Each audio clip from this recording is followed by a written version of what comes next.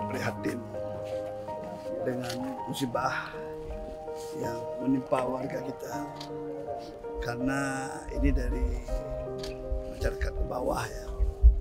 Apalagi saya dengar tadi untuk membangun rumah ini beliau hanya dari pinjaman dan baru ditepati 12 hari.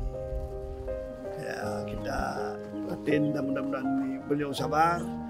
Nanti kita pemerintah kota melalui Baitul-Mal dan instansi terkait untuk membantu Pak Ari selaku Dinas Sosial langsung masa panik, dan dari BPBD ini langsung action untuk membantu meringankan beban pada masyarakat kalau keluar rumah untuk memeriksa dulu baik kompor, kemudian listrik.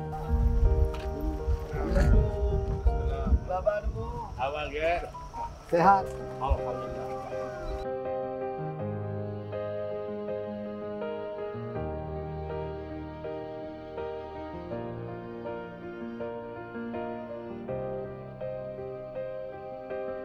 Mudah-mudahan beliau oleh Allah sudah lewat berjuang lebih baik dari yang lain. Amin.